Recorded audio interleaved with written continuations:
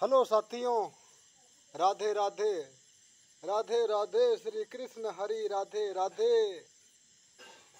हरे राम हरे कृष्ण, हरे राम हरे कृष्ण, राम राम हरे हरे, हरे राम हरे कृष्ण, राम राम हरे हरे, कृष्ण कृष्ण हरे हरे, राम राम हरे हरे, हरे कृष्ण हरे हरे, राम राम हरे हरे, हरे कृष्ण हरे हरे, हरे राम हरे हरे, राम राम हरे हरे, हरे कृष्ण हरे हरे।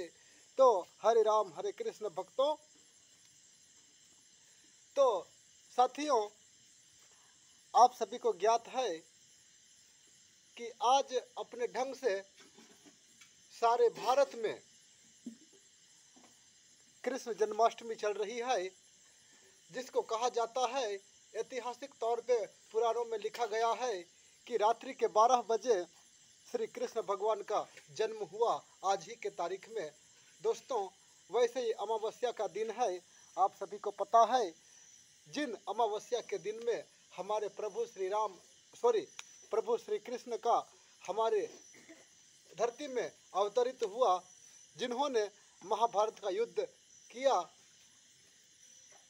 कौरव के सेना को हराया और हमारे आने वाला जो चल रहा है, क्या कहते हैं, इस कलयुग को उन्होंने पहले बता दिया था कि कलयुग आ रहा है। द्वापर युग के अंत तक श्री कृष्ण ने हमारे धरती पर थे, जिन्होंने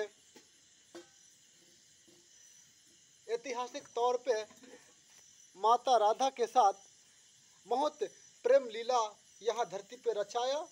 और प्रेम क्या होता है, एक पति पत्नी का रिश्ता क्या होता है, और खास करके प्रेम क्या होता है, और अलग से यहाँ पर जब राक्षसों का अहंकार बढ़ जाता है तो उनका विध्वंस कैसे किया जाता है, ये सारे घटनाओं को एक लीला के रूप में श्री कृष्ण ने हमारे धरती पर रचा और सभी ने जाना। साथियों, ये और जैसे पुतना का वध किया और कई तरह के राक्षसों का वध किया, खास करके स्वयं मामा है कंस राजा, और स्वयं कंस को मारा। एक स्वयं के मामा कंस को मारने का भी एक लीला थी, जो श्री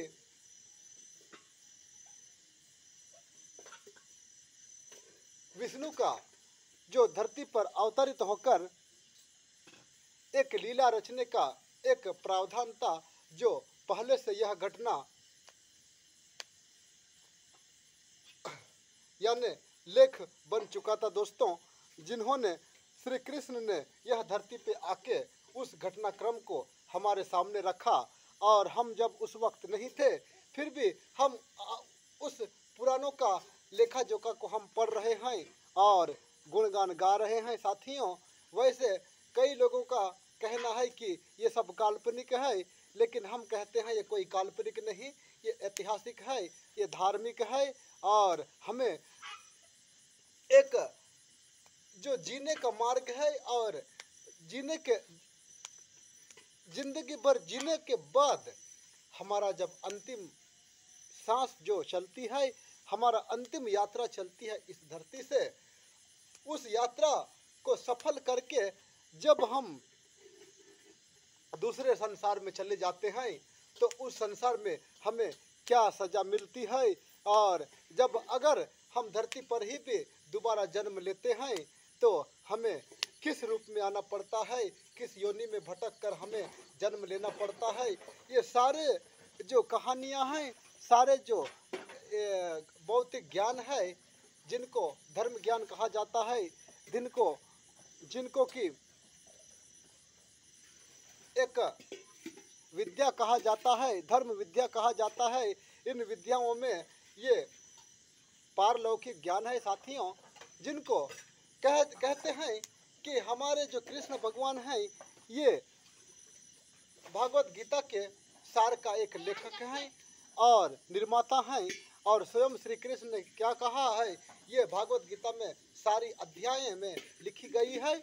और दूसरी दूसरी जो रामायण युग का है, श्री राम अवतार में, वो सारे रामायण में लिखी गई है, जिनको कहा जाता है कि जब राम भगवान अवतरित थे तो वो रामायण है। और रामायण को कहा जाता है एक जीने का मार्ग है, और भागवत गीता को कहा जाता है एक मरने का मार्ग है। मरने का मार्ग मतलब ये नहीं साथियों कि उस भागवत गीता को जो पढ़ेगा वो मरेगा, ये नहीं साथियों, कि उस गीता को जो पढ़ेगा वो समझेगा कि हम मांस खाते हैं, मछली खाते हैं, हम जुआएं खेलते हैं, हम मदिरा पीते हैं, इन सारे एक अवस्था होती है, हम मांसाहारी होते हैं, इन सारे को छोड़कर एक ब्रह्मांडिक भौतिक विद्या को अध्ययन करके हम एक बुराई को त्याग के हम सच्चाई के मार्ग में आ सकते हैं। और ये जो भागवत गीता है बुराई को त्याग कर सच्चाई के मार्ग में लाने वाला होता है, जो अगर हम जीवित हैं, हमारे जीवित में नहीं होते हुए भी मरने के बाद दूसरा जन्म में हमें क्या फल मिलेगा, ये दिखाती है, सिखलाती है। जैसे कहा जाता है, अगर हम किसी कुत्ते का वध किए हों या हम किसी बैल का वध किए हों तो हमें उसी जन्म में जाने का मार्ग मिलता है। अगर हम किसी चूहे को भी हम हत्या किए हों तो हमें अगला जन्म में चूहे का रूप लेना पड़ेगा।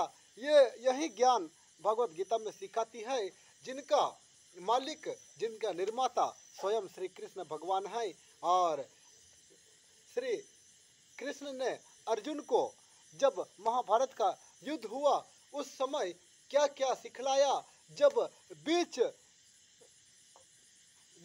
युद्ध के भूमि में श्री कृष्ण और श्री अर्जुन थे, रथ मतलब श्री कृष्ण भगवान रथ के सारथी बने हुए थे। सारथी किसको कहा जाता है आप जानते हैं? सारथी रथ चलाने वाला व्यक्ति को सारथी कहा जाता है। तो श्री कृष्ण भगवान सारथी थे और अर्जुन स्वयं धनुषधारी थे। तो उतने बड़े युद्ध भूमि में चारों ओर सेनाओं का सागर था और उस सैलाब सागर सेना में बीच में ले गए रथ को और कहने लगे कि तुम बाण चलाओ, अर्जुन तुम बाण चलाओ।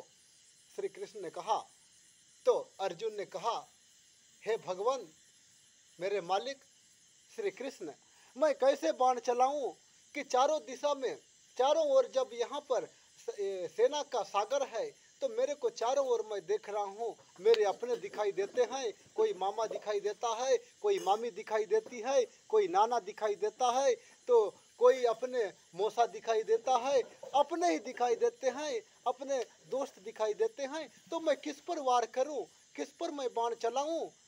ये कहते हैं श्री कृष्ण भगवान को अर्जुन। तो उस समय श्री कृष्ण ने क्या कहा? तो हाँ, वो दिखाई देंगे, सारे हम अपने हैं, वो जो दुश्मन हैं वो भी अपने हैं और जो अपने हैं वो भी अपने हैं। लेकिन उन सारी चीज को सोचना नहीं चाहिए।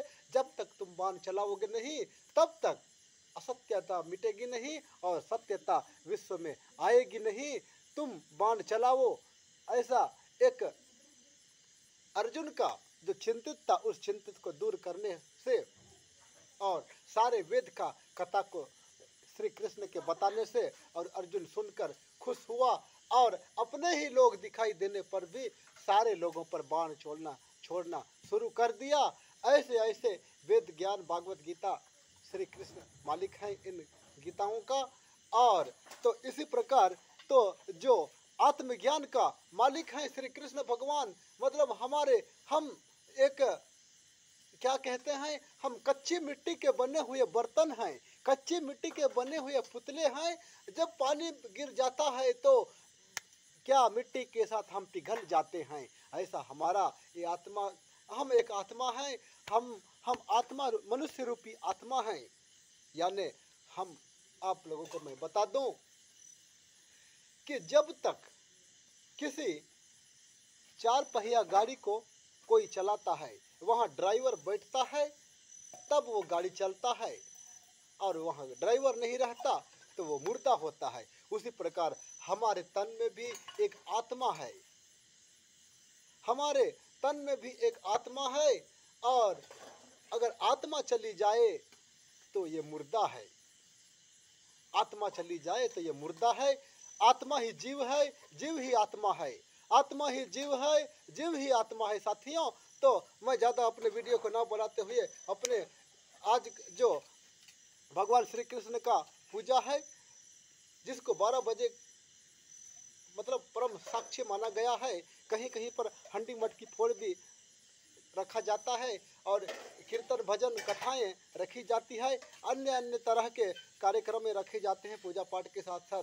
तो मैं तो वैसे साथियों, मैं ज़्यादा कोई व्रत नहीं रखा, वैसे उपवास भी नहीं रखा, मैं ऐसी थोड़ा सा पूजा पाठ किया। लेकिन आप लोगों के सामने मैं एक यूट्यूबर होने के नाते मैं 2 शब्द आप कृष्ण का कथा को रखा वीडियो के माध्यम से। तो साथियों, मेरा वीडियो अच्छा लगे तो सब्सक्राइब करें, कमेंट करें, लाइक करें, शेयर करें। धन्यवाद साथियों।